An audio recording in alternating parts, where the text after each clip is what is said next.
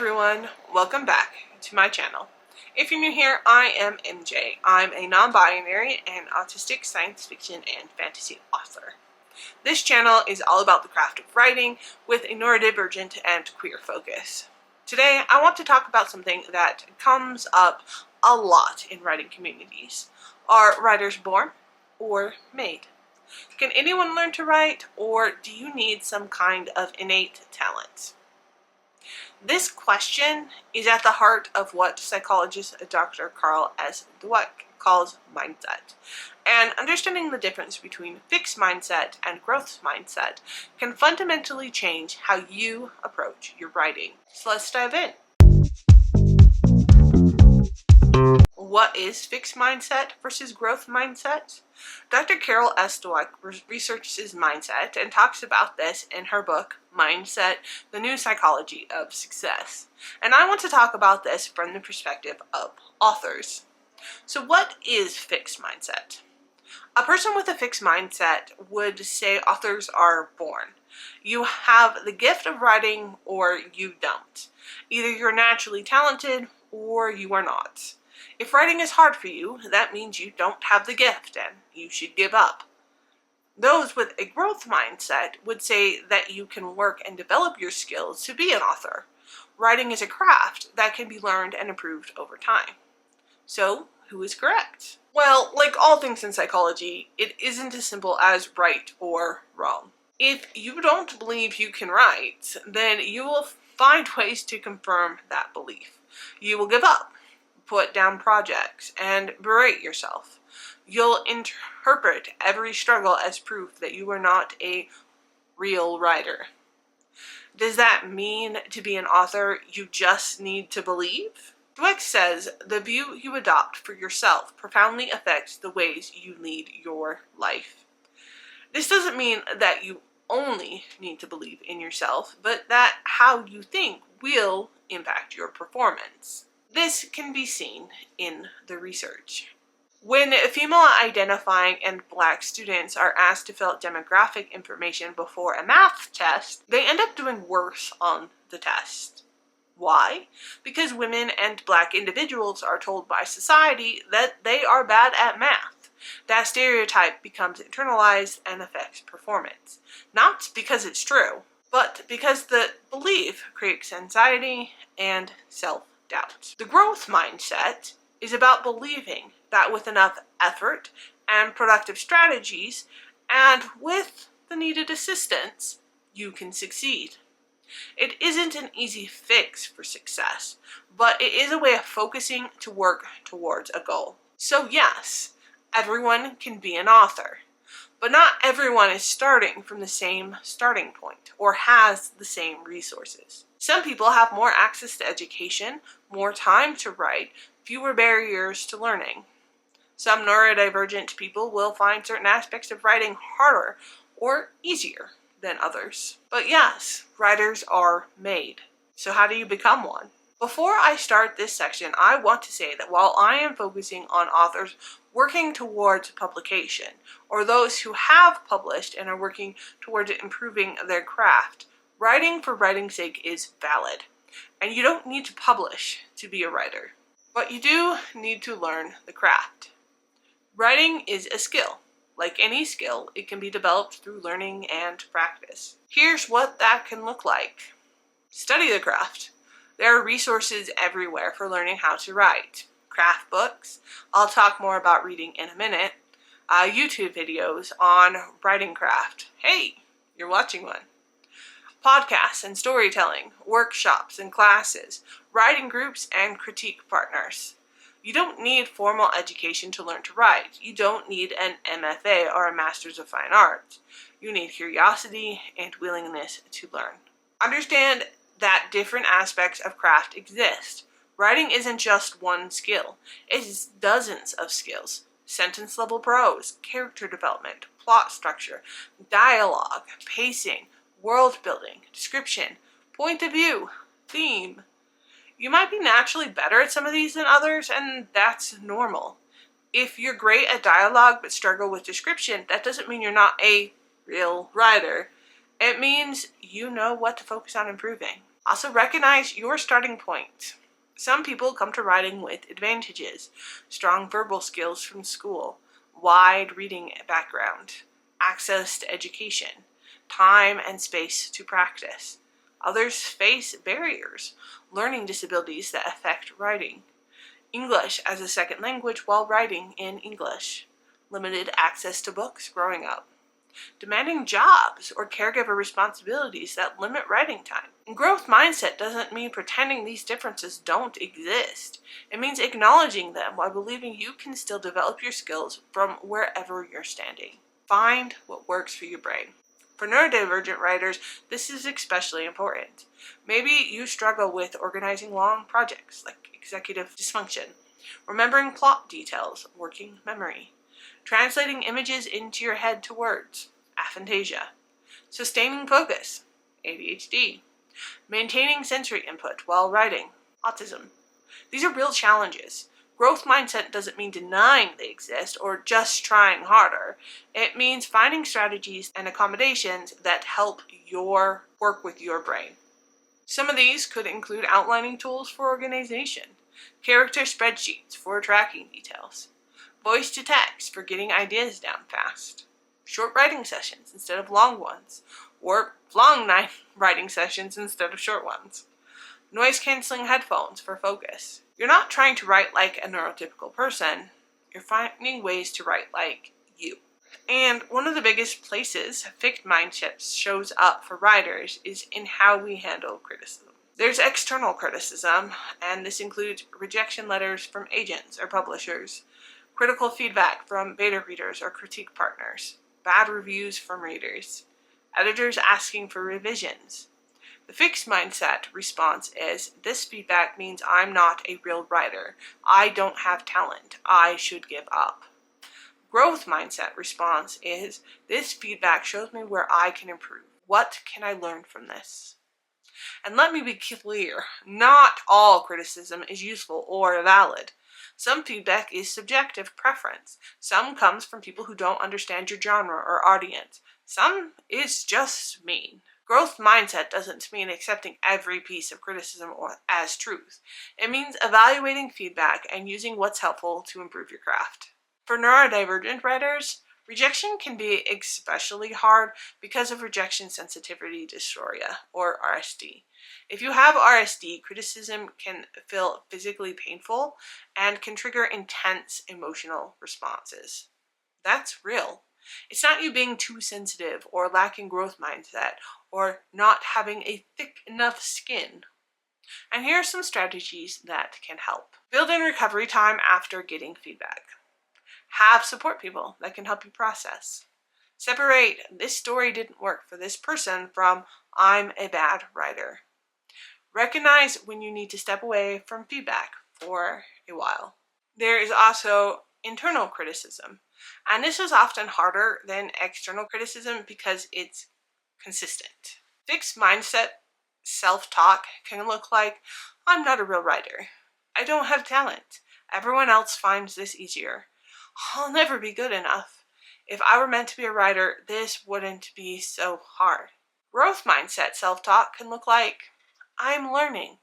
This is hard because I'm stretching my skills. Everyone struggles with different aspects of craft. I can improve with practice and help. Being a writer means writing, and I'm doing that. Notice that growth mindset self-talk doesn't have to be overly positive.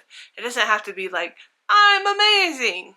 It just has to acknowledge that you can learn and grow. For neurodivergent writers, internal criticism often intersects with internalized ableism. You might tell yourself, I should be able to focus better. I should be able to write faster. I should be able to do this without accommodations. Everyone else can manage this. Why can't I? That's fixed mindset plus ableism. Growth mindset for neurodivergent writers means my brain works differently, and that's okay. I need different strategies, and that doesn't make me less of a writer. My pace is my pace. Accommodations aren't cheating, they're tools. An important note on toxic positivity. Growth mindset is not the same as just think positive, or you can do anything if you try hard enough. Sometimes you will try hard and still struggle. Sometimes you will need help. Sometimes you will need accommodations. Sometimes you will need to rest. That's not fixed mindset, that's reality. Growth mindset means believing you can develop your skills with effort, strategies, and support. Not that effort alone is always enough. You need to practice, practice, and practice some more. So how do you actually develop your writing skills? Yeah, practice. But what does practice actually mean for writers? Writers need to write. Yes, you need to actually write to improve at writing. But let's talk about what that really means. You've probably heard write everyday advice. Maybe you felt guilty when you can't write every day. But here's the truth. Consistency matters, but every day isn't the only way to be consistent. Here's what consistent practice can look like. Writing 3 times a week. Writing 30 minutes when you have time. Writing in sprints during high energy periods. Writing a little bit most days with breaks when needed. Writing while body doubling in online sprints. I host them every Friday. Or in-person writing groups, or while someone else is in the room with you. The goal is regular practice over time, not perfect daily practice. For neurodivergent writers, this is especially important. If write every day creates so much pressure that you avoid writing entirely, that's not helping you improve. Find a practice rhythm that's sustainable for your brain and life. But practice isn't just writing. Here's what a lot of write everyday advice misses. Writers need to be readers. Here's why reading matters for craft development. When you read, you're studying how other writers structure sentences, build characters, create tension, pace their stories, handle dialogue, describe settings, and develop themes. You're learning techniques, even if you're not consciously analyzing them. You also need to read in your genre. If you're writing fantasy, you need to read fantasy. If you're writing romance, you need to read romance. Why? Because every genre has conventions, expectations, and techniques that readers of that genre expect. You don't have to read only your genre, but you need to know what your genre does. So what if you can't read your genre while writing it? I mean, some readers find they can't read the same genre they're actively writing. Maybe it influences their voice too much or makes them feel insecure about their own work. And that's okay. Read your genre between projects or during editing phases or during breaks from drafting. The point is you need to know your genre as a reader, not just as a writer. Why do I say that you need to read? And narration exists in a lot of places. In books and short stories, movies and TV shows, video games, podcasts, comics and graphic novels, all of these can teach you about storytelling. But, and this is important, if you're writing books or short stories, you also need to be an active consumer of books and short stories. Why? Because the medium matters. A movie tells a story through visual images and sound. A book tells a story through words on a page. The techniques are different. You can learn about character arcs from TV, but you need to read books to learn how to convey a character arc through prose. For neurodivergent writers, reading can be a challenge for some neurodivergent people. Dyslexia could potentially make reading slower or more difficult. ADHD could potentially make it harder to focus on pages. Autism could potentially make certain writing styles harder to process. Aphantasia potentially could make visual descriptions less engaging. Here are some possible accommodations for reading. Audiobooks count as reading, and this should not be a discussion. Read shorter works, novellas, short stories. Read in small chunks. Reread favorite books to study them. Take notes while reading to help with focus. Use text-to-speech tools. You don't have to read the way neurotypical people read. You just need to engage with the written word in whatever way works for you. What should you read? Well, books you love. Learn what you're drawn to. Books in your genre. Learn conventions. Books outside your genre and to expand your toolkit. Books that challenge you. Stretch your understanding. Books by writers from different backgrounds. Expand your perspective. Non-fiction books. Learn about subjects you're writing about. And here's something important. You can learn from books you didn't like. When you read something that doesn't work for you, ask yourself why. What choices did the author make that didn't land? What would you do differently? And that's craft study too. So let me give some examples of how these mindsets show up in writing life. Scenario 1. Your draft is messy. For the fixed mindset, you might say, I'm a terrible writer. Real writers don't have messy first drafts. In the growth mindset, you might think, first drafts are supposed to be messy. That's what revision is for. In scenario 2, maybe you got rejected by an agent. For the fixed mindset, you might say, I don't have what it takes to be published. I should give up. In the growth mindset, you might say, this agent wasn't the right fit. What can I learn from this experience? Scenario 3. You struggle with a particular aspect of craft. In the fixed mindset, you might say, I'm just bad at dialogue. I'll never get better at it. In the growth mindset, you might just say, dialogue is hard for me right now. I can study how other writers do it and practice. Scenario 4. Writing takes you longer than other writers. A fixed mindset might say, everyone else writes faster. I'm not cut out for this. A growth mindset might say, my pace is my pace. Progress is progress. Scenario 5. You need accommodations to write. Fixed mindset might say, real writers don't need special tools. I'm not a real writer.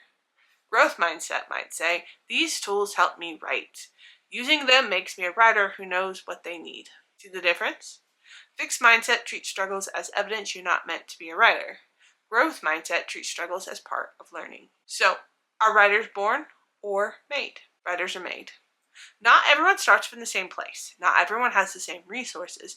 Not everyone's brain works the same way.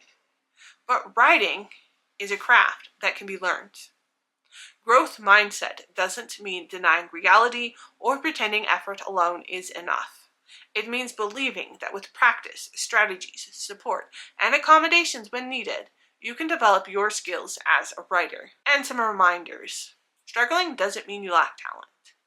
Needing help doesn't mean you aren't a real writer. Different brains need different approaches.